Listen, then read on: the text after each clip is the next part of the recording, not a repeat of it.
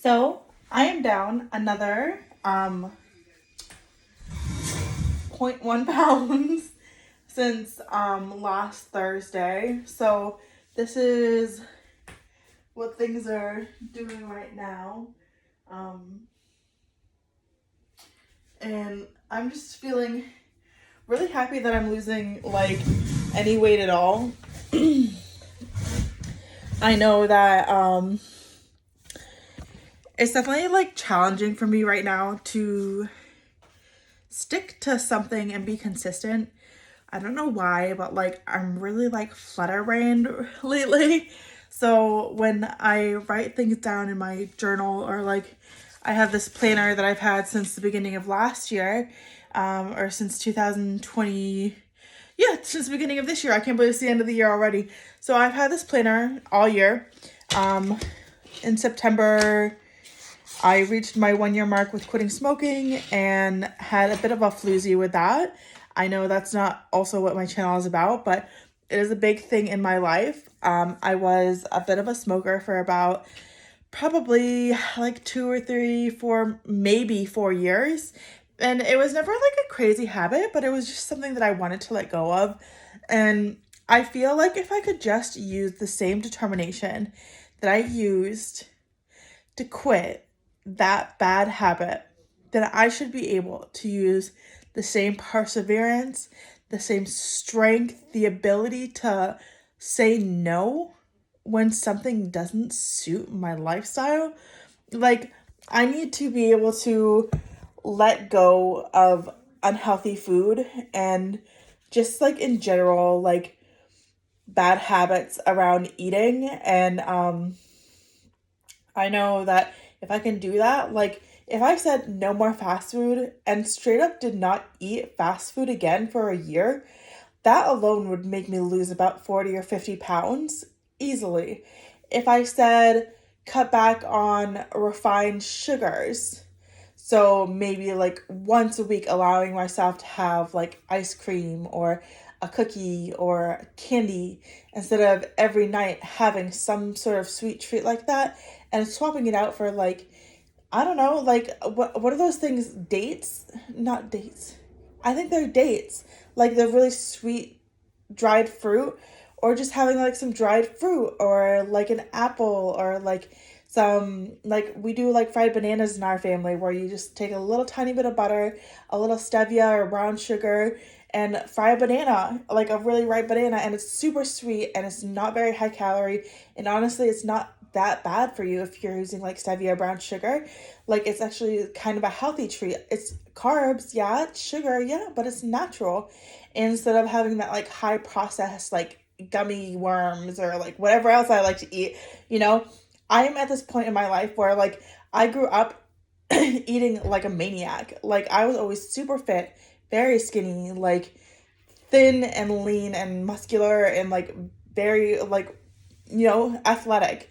And so while I was working out for like hours a day, I would go home at night and eat like ice cream and cookies and like Sour Patch Kids and like Monster and like all these things that I grew up eating reflect in my adult life now, where I eat them still, but like I'm not doing those 2 3 hour exercises or like sports practices or going for like 5 mile runs anymore. Like my eating has to reflect my lifestyle if I want to change how my body is going to be.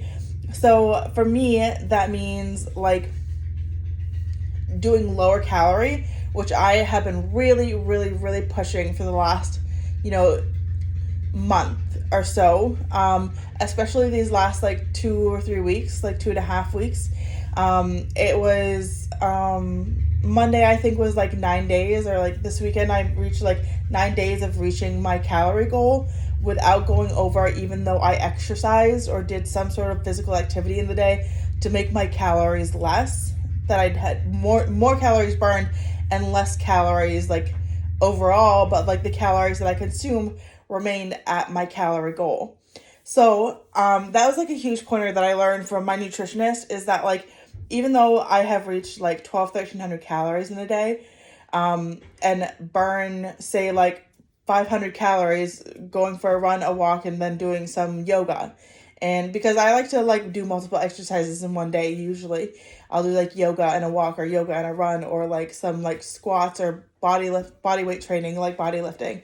And so I'll do those, burn 300 to 500 calories, and then so then my net calories would be around like 300 or something like that. And for example, I would have the tendency to want to eat more calories to bring it back up to my calorie goal of 12 to 1300 calories. When the case is that the more calories you burn on top of meeting your calorie goals, the more energy you'll expend. Like it's, you burn more calories, you eat less calories, so it's less calories total in your body for the day, which add up to the week. Trying to burn over 3,500 calories in a week, and as well as cutting back, I cut back about like 650 calories a day, on top of getting about 2 to 300 calories of burning activity.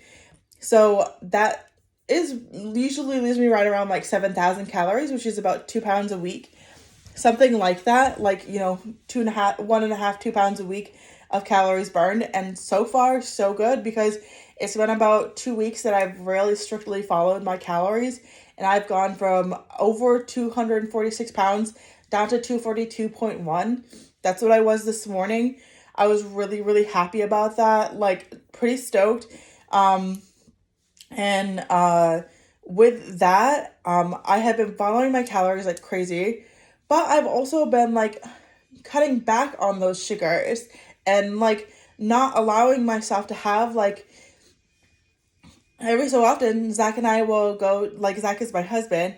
Zach and I will go to Dunkin' before he goes to work, and we'll get coffees. And instead of getting a donut, if I really wanted something for breakfast from Dunkin' Donuts, then I would get avocado toast with roasted tomatoes.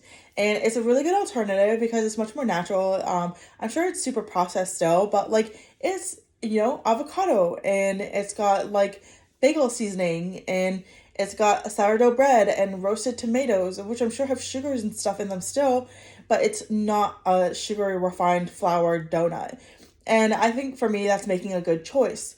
If I could make it the ultimate choice, I would have an egg at home with a couple pieces of toast from the Sara Lee 45 calorie bread options, whether it's like whole wheat, like honey wheat, or white bread. I don't know what their options are exactly, but something like that. I know they have a couple options available at like Hannaford or Walmart, and even at like our local IGA. And being aware of the options that I do have outside of the choices that I have been making for the last year or so, as I've put on a lot of the weight that I lost. I almost put on all the weight that I lost. I'm about 10 pounds away from being back at where I started. And that is like kind of upsetting, but at the same time, I really feel like never in my life have I totally just like ate what I wanted, or like kind of not, I wouldn't say let go, because I was still very mindful about what I ate. It's just that I allowed myself to eat the things that I knew weren't going to be beneficial.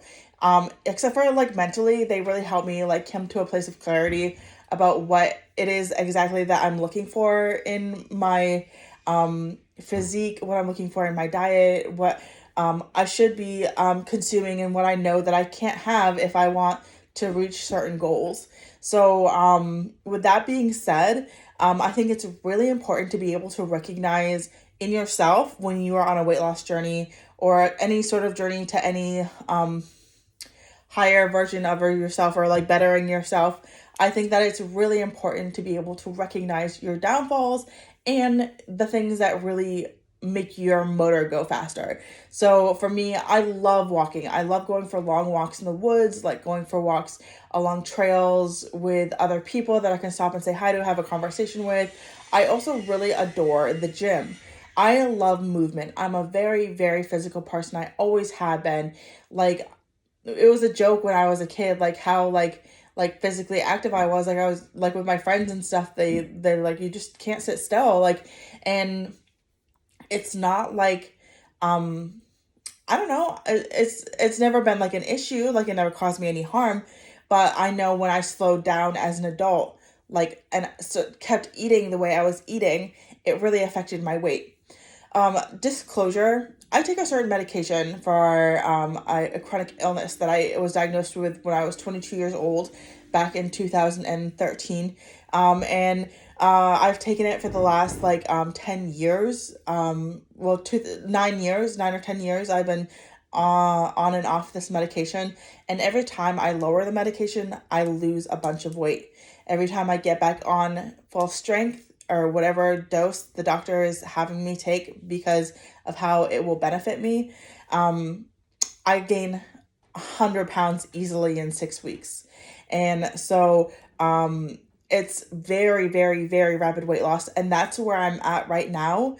In 2018, I had stopped taking my medicine for about 3 or 4, 6 months, something like that.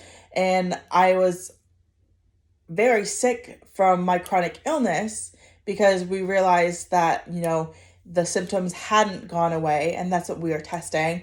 We are seeing if I could go without my medication and live without it and still live symptom free, because I was doing so well on my medication. They thought maybe I didn't need it at all. And it's the same thing. As soon as I started taking it, literally 5 or 6 weeks later, I had gone from 145 pounds to 250 pounds easily.